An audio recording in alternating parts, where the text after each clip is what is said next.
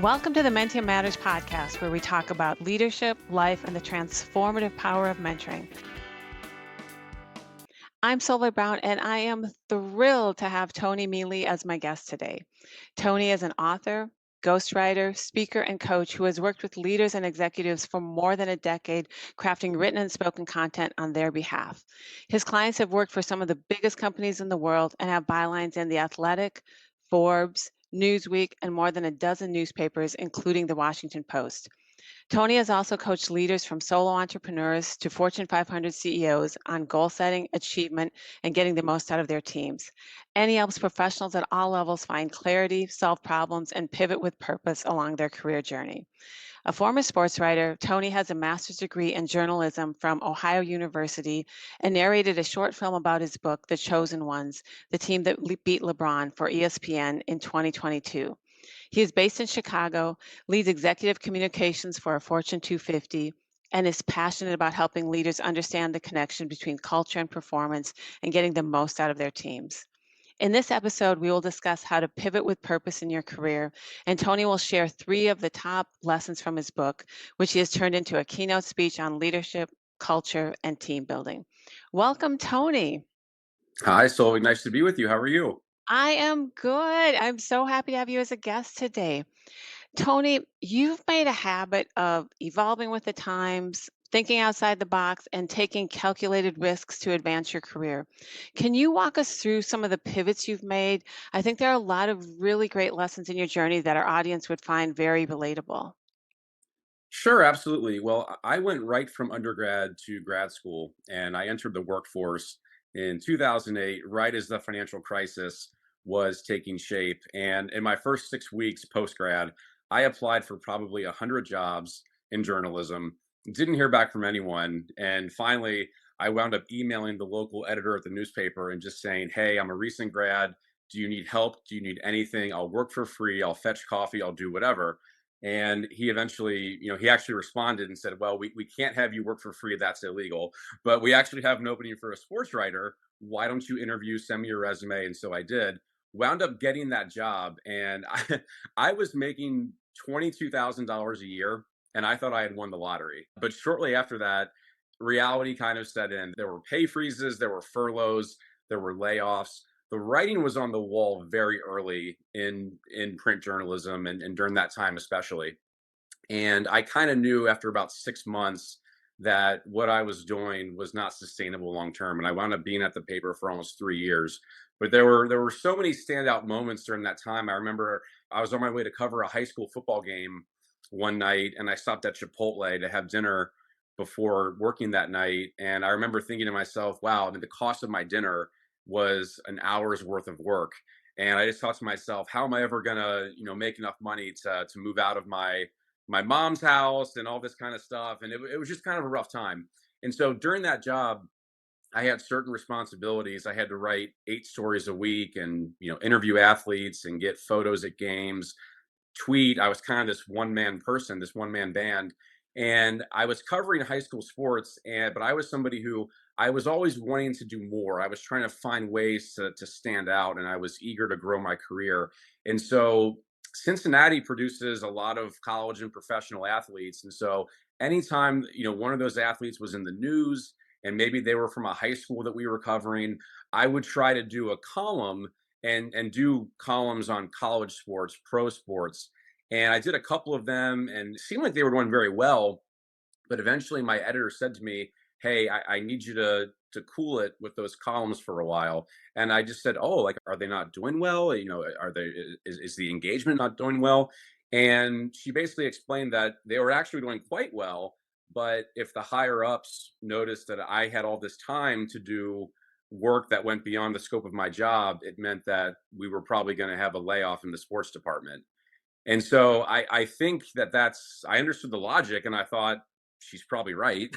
But I think that just really hammered home this idea of I don't want to be somewhere in a field, in an industry where hard work, creativity, drive, where those were seen as liabilities. And one day in 2011, I was about 2.5 years into my tenure at the paper. I came across this article about this high school basketball team in Pennsylvania that almost beat Kobe Bryant when in the state title game when Kobe was a senior, and it got me thinking about the Roger Bacon team from Cincinnati, where I'm from, Cincinnati, Ohio, who did beat LeBron in the state final matchup in 2002. And I was the same high school age as LeBron. I knew who he was when he was still just kind of this statewide wonder, as opposed to the global icon that he, of course, became. And Roger Bacon was actually a rival school of mine. So I was kind of following them that year up close and personal. And I knew they had a chance. But when they actually beat LeBron when I was 16 years old in 2002, I just thought, wow, they actually did it. I can't believe it. But it's going to be time. It's going to take years before people realize just how impressive this is. And as it turned out, they were the only Ohio team to ever beat LeBron. He went 81-1 against in-state competition in his career. And so, as it turns out, I knew the 10-year anniversary of the game was coming up. And so I went in about 20 minutes. I decided I was going to leave my job to write a book on this. And so I did. Wow, that is amazing. But like what you were saying, you could see how things were evolving. I like when you said I didn't want to be in a position where my creativity and drive was hindered because it didn't look good. So that's incredible how that idea just came about. So tell me about that pivot. So you're in this job and then all of a sudden you're like, I'm going to write a book. So what happened there? Yeah, I really saw the book as a way to sort of stand out in my career. And so, the book came out, there was all kinds of media coverage, and I went ahead and self published it. People said, it's going to be tough. You're not going to get into bookstores. You don't have a snowball's chance, and you know what, of getting into Barnes and Noble, bookstores like that. I wound up getting into Barnes and Noble. I still have the purchase order they sent me. So that was kind of a cool moment. And some relatively well known sports writers, in the field nationally, they offered testimonials for the book. It was in Slam magazine. So that was kind of this really cool thing. And I spent 7, 8, 9 months promoting the book, doing guest speaking engagements, book signings, author appearances, and all that. But in early 2013, it was kind of what now? And so I remember I woke up on New Year's Day 2013. At that point, I was living with my mom and my sister still. And I walked down the hall for breakfast and I sat down with them. And I had been home at that point for maybe 4 or 5 years, kind of a long story. My parents got divorced when I was senior in college, and I wanted to kind of be home with them for a couple years after that. And plus, again, I wasn't making much money at the paper. So it was just kind of a rough time for people in general back then. But I walked down the hall and I sat down for breakfast and I said, I love you both, but this will be my last New Year's Day breakfast in this house. And they said, What do you mean? What are you talking about?" And I said, "I'm not sure if I'm moving across town or if I'm moving across the country, but at this time next year, I will not be living in this house." And so that May, I wound up moving to Chicago kind of on a whim, signed a 2-month lease, and it's 12 years later, and I'm still in the Chicago area. I wound up meeting my wife in Chicago, and my career really kind of took off after that. And I got a chance to try different types of writing, but it was really in 2014, kind of a long story how this came about, but I got an opportunity to ghostwrite, which I had never done, for a dean of education about higher education policy, which I knew nothing about. And so, for those first couple of assignments, the dean and I would have these calls, and she would tell me, here's what I want, here's what I need. It's a speech on this, and editorial on that. And for those first couple of assignments, I mean, that was kind of our process. And she actually had very few changes to the copy that I created. And so I kind of thought to myself, maybe there's something here, because just in full transparency, at that time, I was this late 20s white guy. She was mid 50s, black, female. I mean, there were these demographic divides. And I thought, if I can pick up her voice this quickly about a topic I know nothing about, maybe there's something here for me. And for the next 6 years, that's really how I marketed myself as a ghostwriter. And I had a chance to work with athletes, leaders, executives in all different industries.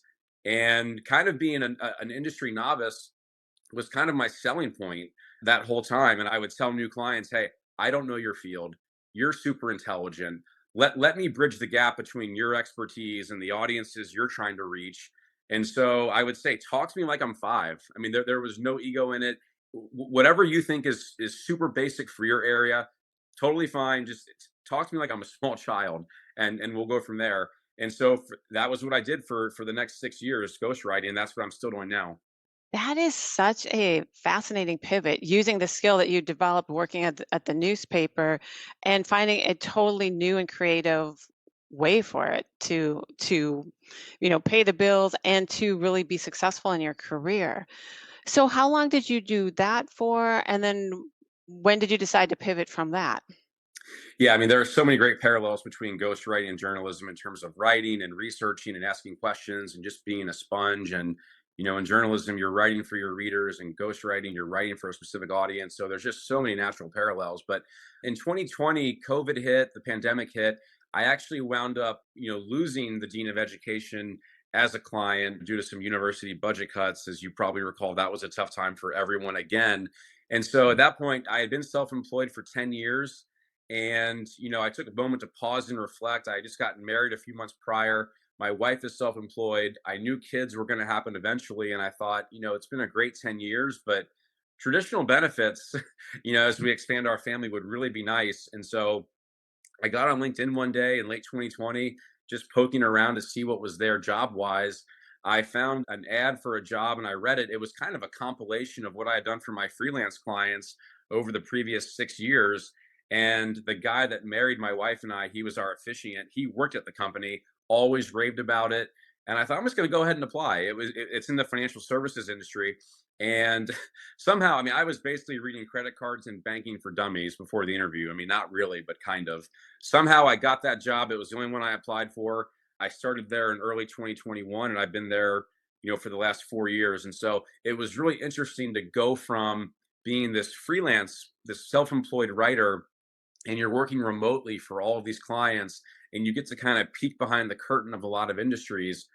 So doing that was phenomenal, but then sort of being in-house at a Fortune 250 and working directly with the CEO and his team and really kind of seeing how decisions get made, it was this new experience that's been just so valuable for me. And so just having over 10 years now working with leaders and seeing how they operate, it's just been very helpful. That is such a fascinating career journey. And I like that you know each moment when to pivot.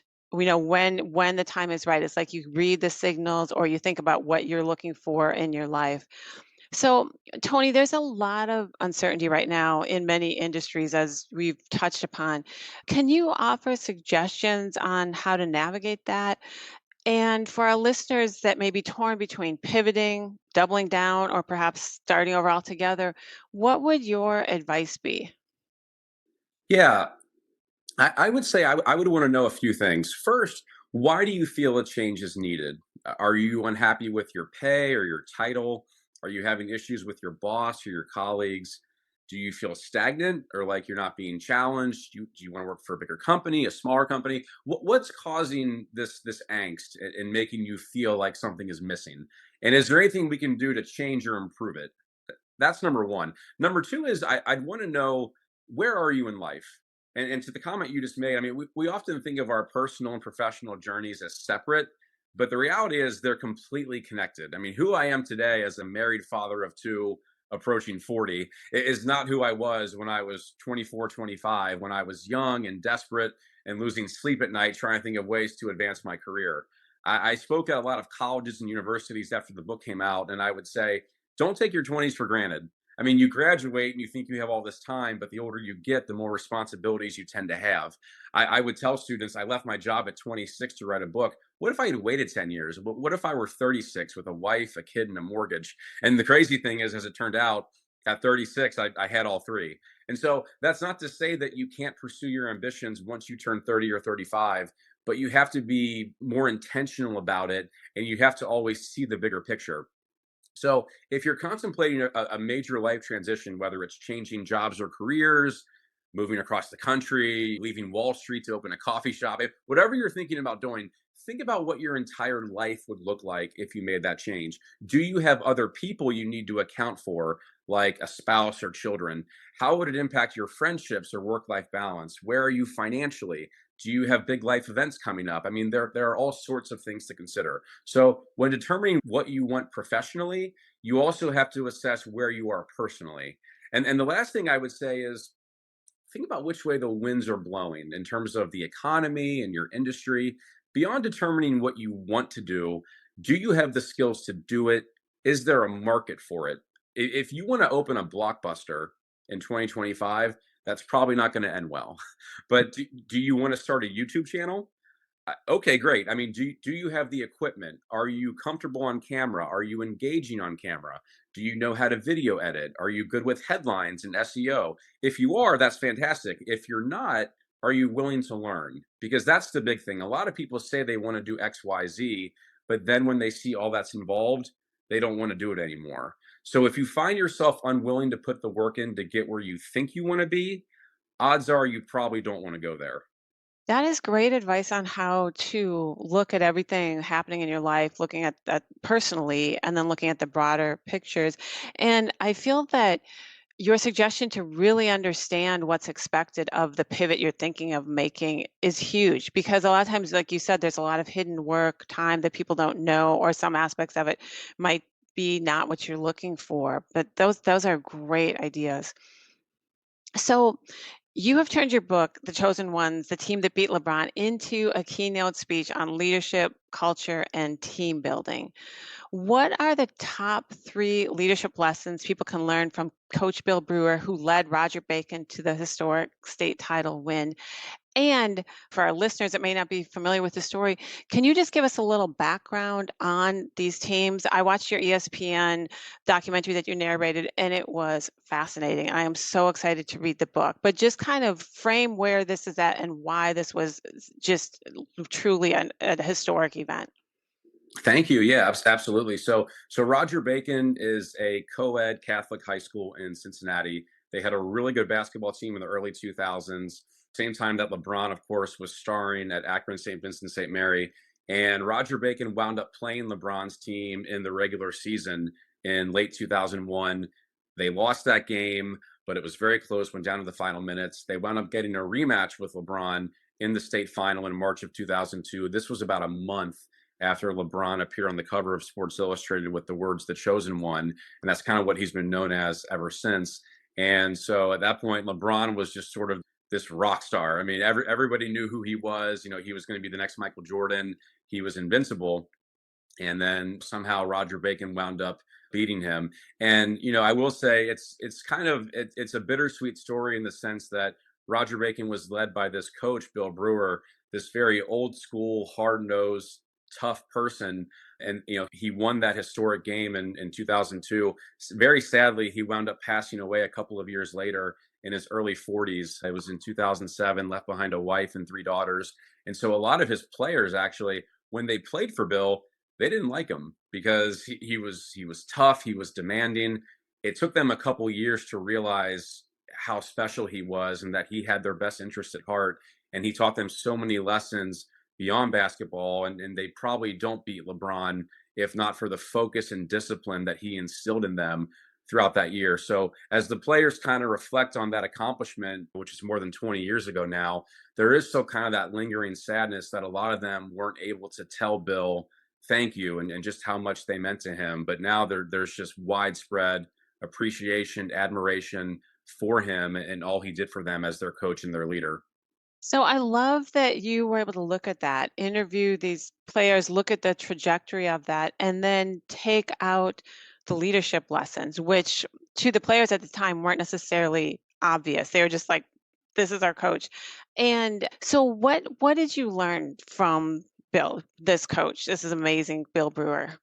Sure. Well, I would say that the number one thing that Bill did that all leaders should do is communicate expectations. So if you're a leader, if you're new to a team, you have to convey the expectations to your team.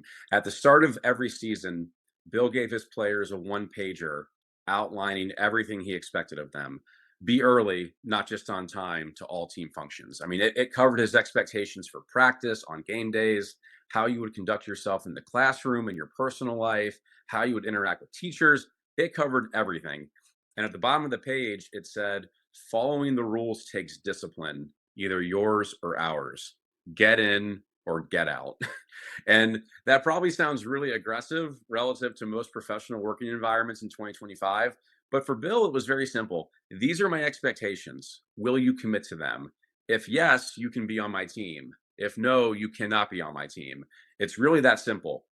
So, from a business standpoint, if you lead people, What's your level set? What are you doing to convey expectations to your team? Communication is literally the most important aspect of leadership. How can someone follow you if they don't know what you stand for? So you have to set ground rules. This is how we're going to go about things. This is what I expect of you. This is what I need of you. A lot of leaders don't do this, and then they're frustrated with certain team members or the team dynamic in general in terms of how they collaborate or go about things. Leaders think, well, this isn't what I want. Well, how can people give you what you want if they don't know what you need? It's your job to get everyone on the same page and moving in the same direction as one. And that's something that Bill did better than anyone. I love that because as when you're working for someone, you want to know what the expectations are. And I think that a lot of times leaders may just assume that people know, or, people may think they understand what the leader's saying if it hasn't been communicated explicitly. So I love that idea for just making sure everyone knows what's expected of them, what's expected of the team, and nothing is too small to say these are the expectations. So what's after that? What's the second one? So communicate expectations is first and foremost. What's the next leadership lesson from Coach Bill Brewer? So when it comes to driving culture and setting tone, there's this age-old debate in sports about whether coaches should treat all their players the same.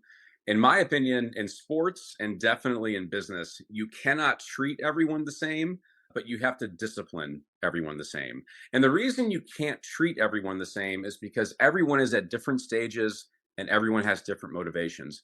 I mean, show me a random team in corporate America, and you're probably going to have a young professional fresh out of college who's just happy to be there and eager to learn anything and everything. You're going to have someone probably approaching retirement who could be checked out or all in, depending on the circumstances. You're going to have probably a new parent who isn't checking email at 9 o'clock at night because they're in bed exhausted from chasing a toddler around all day. You're going to have someone who's been with the company for 10, 15, 20 years chasing a promotion. I mean, it's going to run the spectrum in terms of the personalities and life stages on your team. And that's before you get into who's on site, who's remote, who's maybe a little sensitive, who needs a little tough love. I mean, leading a team is not easy. There's all these dynamics you have to navigate before you even get to the actual work. So you cannot treat everyone the same, but you have to discipline them the same. Bill had a rule that I referenced earlier: be early, not just on time, to all team functions. I mean, that was his number one rule on the list. And as a follow up to that, he expected varsity players to be at the gym on game nights, seated in time for tip off of the JV game. Well, one night, three of Roger Bacon's starting players were a few minutes late to the JV game. They were driving to the game together. They got stuck behind a train and they knew they were going to be late. So they tried to enter the gym through the back entrance, hoping Bill wouldn't see them. Well, it didn't work. They sat in the stands. They looked at Bill. He looked at them, looked at his watch, looked back at them from across the floor, and shook his head no. Later that night, before the varsity game, Bill walks into the locker room and he says, "Who wants to start tonight?" And everyone's hands go up. And then he says, "Okay, who wants to start tonight who was on time?" And I mean, the three starters, their hands went down and they couldn't believe it. I mean, this was a huge game. Number one versus number two in the city. Division I scouts had traveled to attend the game to see if anyone was worthy of a college scholarship. I mean, it would have been so easy for Bill to just let this slide, but he didn't. Not only did those three players not start, Bill sat them for the entire first quarter in a game that Roger Bacon wound up winning. I mean, most coaches, they would have said, okay, it's fine. Give me some laps tomorrow. We're good. But for Bill, it was about the bigger picture. And he knew what all leaders should know. If you don't enforce rules when you should, you lose credibility. So if you say you want people on site 3 days a week, but certain people don't do it and it isn't addressed, guess what? No one's going to do it. If you say you want open collaboration on your team, but you have someone who's very secretive and territorial and doesn't play well with others, that's a problem. If you say you want a positive professional working environment, but there's a team member who can be negative or overly critical or perhaps even condescending, that's a problem. These are things that, if left unchecked, will hurt morale, will hurt culture, will diminish you in the eyes of your team, and will prevent your team from achieving its goals. Those are great parallels. And Spelling it out like that, it seems like it makes it easier to be consistent, knowing that, okay, these are the rules and everyone will get the same discipline. And then I love the idea that you treat everyone differently depending on what their needs are, what their personality is, where they are at in their career. Because, like you said, everyone is coming from a different space and they appreciate the leaders that can meet them where they're at. That is fabulous advice. And I will say, all of the bench players, I mean, they still remember that moment like it was yesterday. They said it was the most respectful thing they had ever seen in terms of a coach doing that in a game that big and making sure that his star players follow the rules. Oh, right. I love that you got their perspective as well. Even though it was hard, they're just like, no, he was impeccable with his word. He said this is what's going to happen, and that's what happened. Even when it probably would have been easier to let the starters play when it was such a big game and all the scouts were Absolutely. in the audience. Okay, what's the third leadership lesson that you learned from Coach Bill? Yeah, as the leader, you have to give honest feedback. In sports, athletes typically want more. In basketball, if you're not starting, you want to start, and if you're starting but not the leading scorer, you want more opportunities to score. You want to shoot more. And so Bill would tell players, if you're not happy with your playing time, your role, whatever it is, come talk to me. My door is always open. And when players did that, when they would ask, why am I not starting? Why am I not getting more minutes? Bill would tell them, because you can't shoot, because you can't dribble, because you're a liability on defense. Some coaches might say, well, just keep working on your game, keep practicing. We'll look to get you in here and there. For Bill, there was none of that. It was, this is where you need to improve, put the work in, get better. So, from a business standpoint, whether it's an annual review or it's a weekly one on one, when someone asks for feedback and they want to know where they can improve or why they aren't getting certain opportunities, tell them. I mean, let them know what they need to work on. Don't say something just to make them feel good. Say something that will make them better at what they do. You don't have to be as blunt as Bill, and I'd probably recommend not being as blunt as Bill was, but be real with folks. If you shy away from the truth, even when you're asked for it, it doesn't help your employees and it doesn't help your team. Help people grow and develop. They want to. Tell them where they need to improve and then empower them to do so. How have you given leaders that you've worked with help in doing this? I've talked to so many people where this is really hard for them. It's hard to give honest feedback. What would be your suggestion if you have a personality where it doesn't come naturally to you? How have you coached people through being able to do it more effectively? Yeah, I have found that leaders tend to find these conversations very uncomfortable. One thing that can help is sort of using the sandwich approach where you lead with the positive, then you kind of give your ask or the constructive criticism where the behavior needs improved, and then you close with a positive. I really appreciate how you do XYZ. Here's an area that I think could be better, and if you do that, I think it's going to help you. It's going to help the team. In the example of, maybe there's a person on the team who you want them to collaborate with others and bring people in, but maybe they're just a little territorial. Maybe the hand on the wheel is a little tight. I think you sit down with them and you ask them, "Are you aware that you're not being as collaborative as I want?" It's possible they might not even realize it, but if they do realize it, if it is intentional, ask them why that is. What's going on? Why are you afraid of bringing in so and so? Why are you feeling, whether it's insecure, whatever it might be? Like, what are your concerns here? And then encourage them to sort of fix or correct that behavior and give them a chance to do so. Hopefully they do. If not, then further action is probably going to be needed. It could be a situation where you have to maybe take something off their plate. If they're not going to bring in others and share the plate, maybe you've got to take something away. And then maybe that's a learning lesson for them where they think, okay, I do need to change behaviors because if not, I'm gonna lose control of the things I enjoy doing. That is great advice on how to be specific and how to almost like get underneath the problem and to ask questions like, are you aware of this? Did you know this? And that's really, really great. Tony, we have time for one final question. What would your advice be to up and coming leaders? Yeah, there are so many things, but I think the number one thing I would say is understand that your team doesn't serve you, you serve them. Their purpose is not to make you look good. Your purpose is to help them grow and develop and achieve their goals. That means giving them opportunities to shine, praising them when they perform well, and giving credit where credit is due. Early in my career, during a team meeting, I pitched an idea to my boss who took it and ran with it and presented it to the higher ups. And about a month later, they approved it. I executed it, and it wound up being very successful. Unfortunately, I had no interaction with the higher ups during this time, and they had no idea who I was or even that the idea was mine. And as it turned out, there wound up being some disagreement as to whose idea it was and who deserved credit for it. So that taught me a couple of valuable lessons early in my career. Number one, if you have an idea, pitch it in writing so there's no confusion as to whose it is. And two, if your leader isn't willing to give you the credit or visibility, even on things you pitch and execute that are successful, you need to find a new leader because they do not have your best interest in mind. As a leader, you have to be very intentional about how you conduct yourself, how you give employees opportunities, how you praise them, how you develop them. Because, big picture, you might control what your employees work on day to day, but they don't serve you, you serve them. That is great, great, great advice.